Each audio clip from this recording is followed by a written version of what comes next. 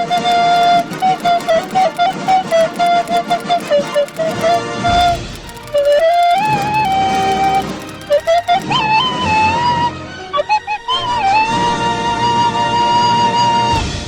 korang yang tengah tengok video ni, sila tinggalkan jejak korang dengan komen hadir right now in the comment section below. Terima kasih.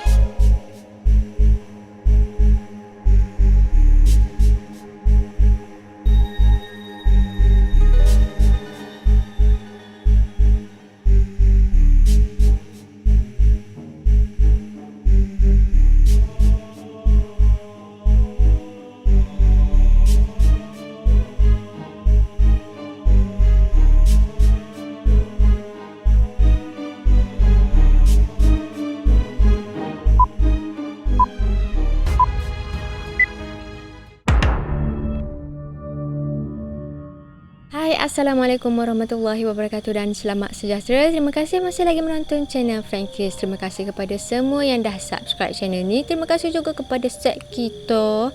Dan tidak lupa kepada semua penyumbang super thanks. Sumbangan anda amatlah kami hargai.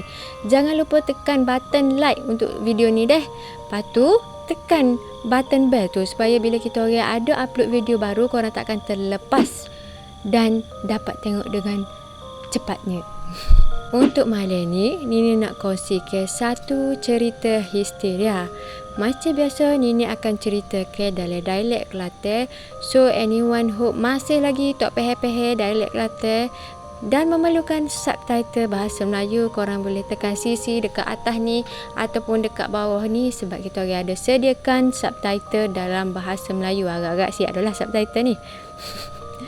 Tanpa berlengah lagi, kita terus masuk ke cerita on count of 3, 2, 1.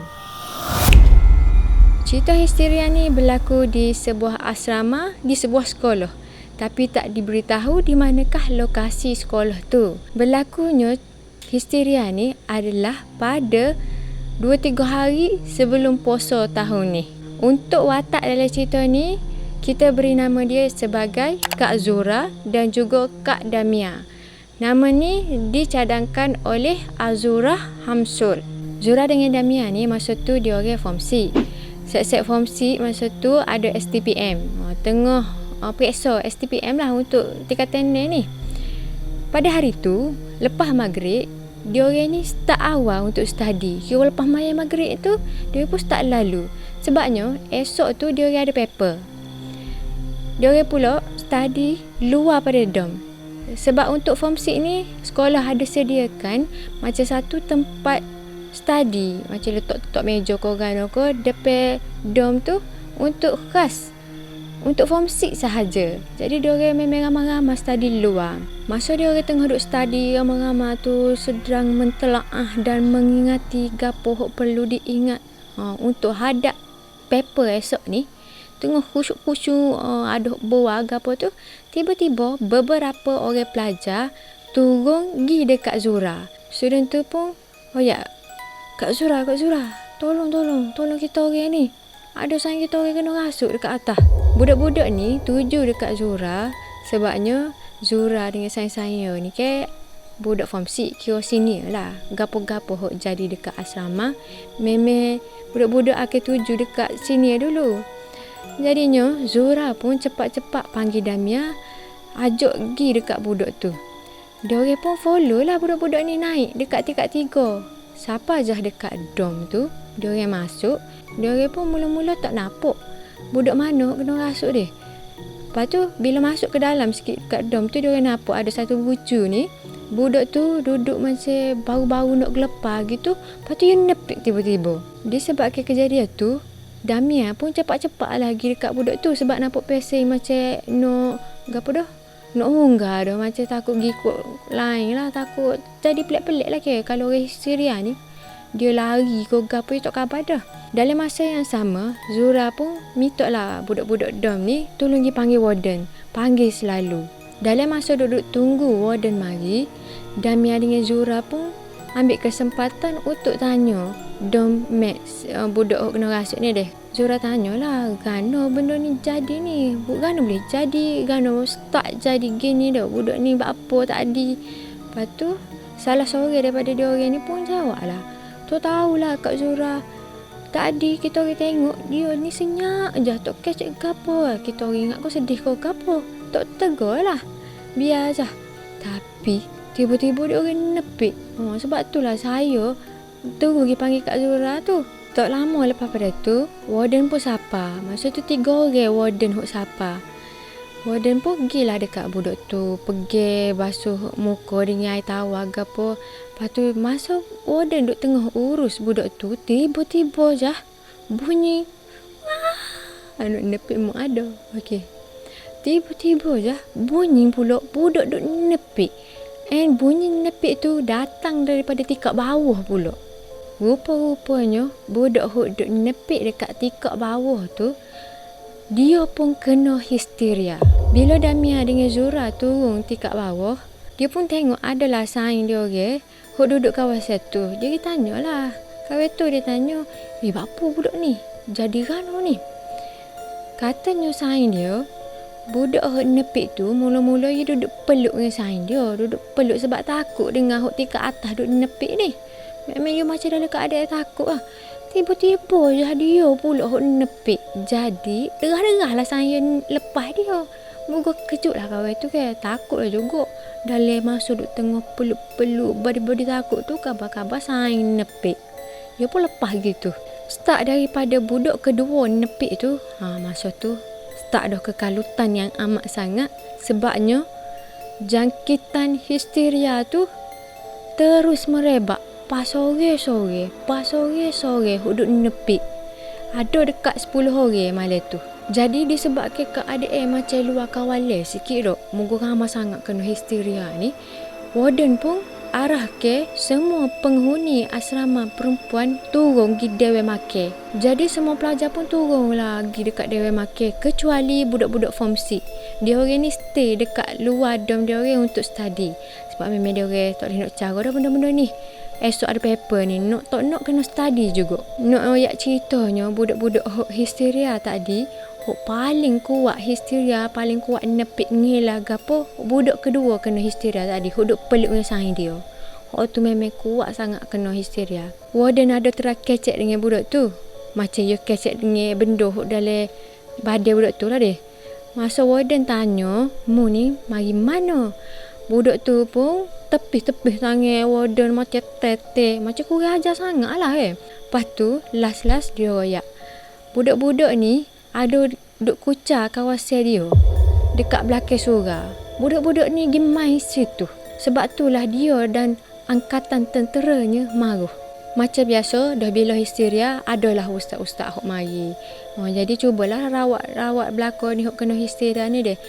Malam tu sebab ramah sangat hok kena histeria ni, jadi warden pun suruhlah balik hok budak-budak hok kena histeria ni.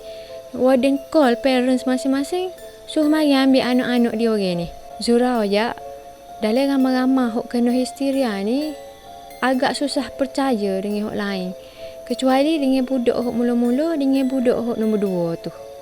Sebabnya kata warden, kemungkinan besar budak-budak hok lain tu bukan kena kerasukan pun, tapi dia orang macam tak boleh nak kawal emosi. Jadi duk nepik macam tekana keadaan hok takut sangat, lepas tu dia pun nepik juga. Sebab masa rawatan tu dia orang macam kan kita boleh check kalau orang kena rasuk ni, dia macam out of control bukan diri dia.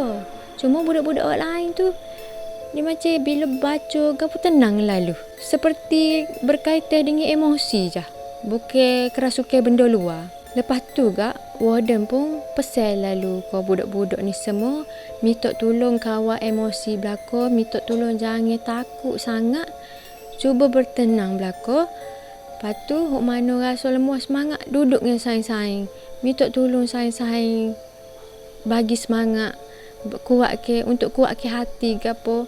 Pandai-pandai lah kan. Jangan siapa terbawa-bawa oleh emosi. Jadi selepas pada warden call parents masing-masing untuk pick up anak-anak yang kena histeria ni, maka dalam pukul 12 gitu keadaan agak tenang masa tu. Ramailah parents baru siapa ambil anak-anak dia orang ni buat kelik rumah. Ada jugalah beberapa tak parents tak mari ambil sebab duduk jauh. Lepas kat adik jadi tenang ke apa, jadi set form 6 ni sambunglah balik study dekat luar dom. Dia orang duduk study memang dia orang plan macam nak tidur lewat ataupun kalau boleh tak boleh tidur pun malam tu. Sebab tergendala tu daripada maghrib tadi sampai pukul 12 tak boleh nak study disebabkan kejadian histeria ni. Dia pun duduk study, tiba-tiba hajat dia orang ni terbantuk juga disebabkan oleh budak hok kedua tadi. Dia dalam keadaan tak normal lagi sebab dia duduk nepik-nepik lagi duduk dalam dom tu.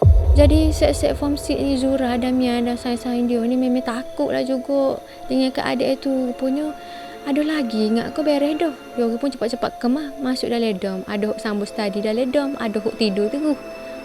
Tawakal je lah paper esok tu. Tapi sialah kau budak nombor 2 histeria tu.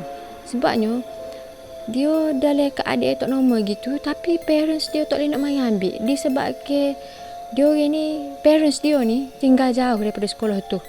Memang tak ada possibility untuk sapa malam tu jugalah dekat sekolah tu. Hok sial lagi nyo tak tahulah lagu mana sain-sain dom dia tu handle dia malam tu. And memang Zura dengan sain-sain dia pun memang tak tahulah.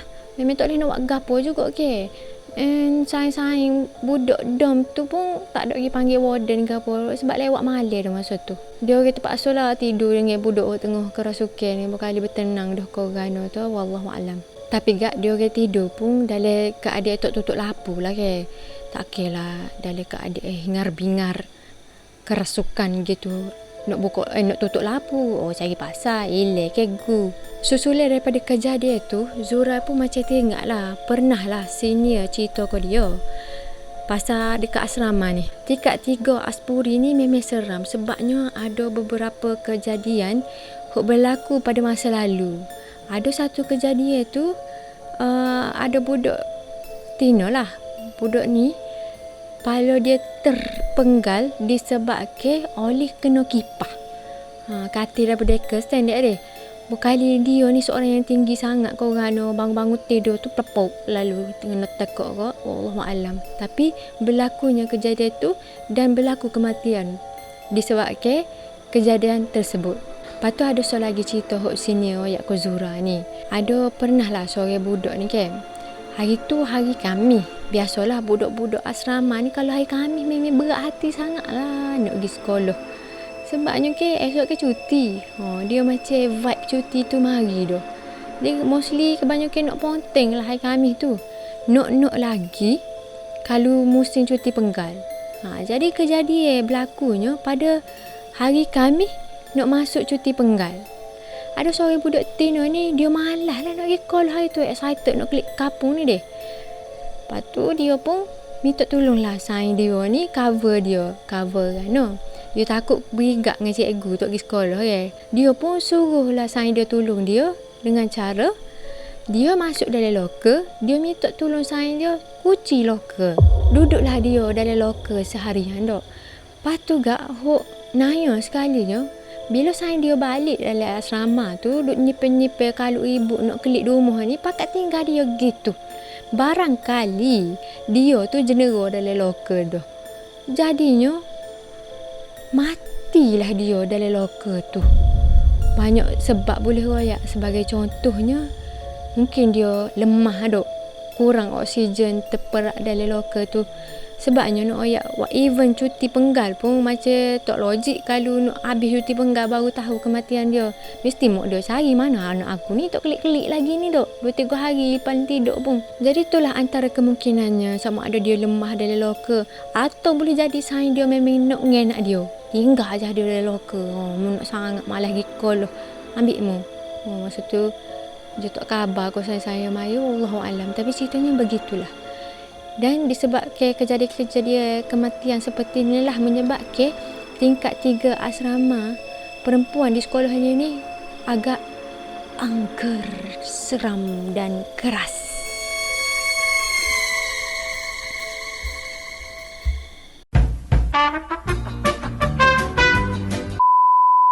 Pada hari tu, masa tu lebih kurang.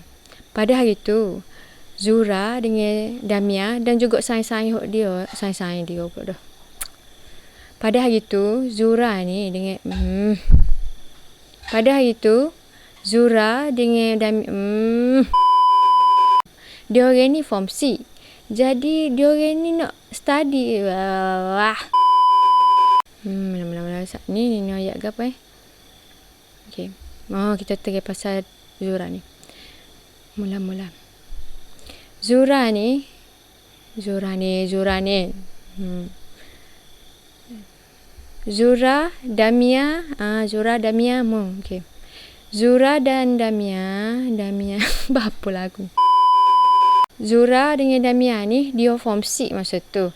Dan pada hari kejadian Zura dan Damia ni dia ni tolonglah ya Allah. Allahumma salli ala Muhammad.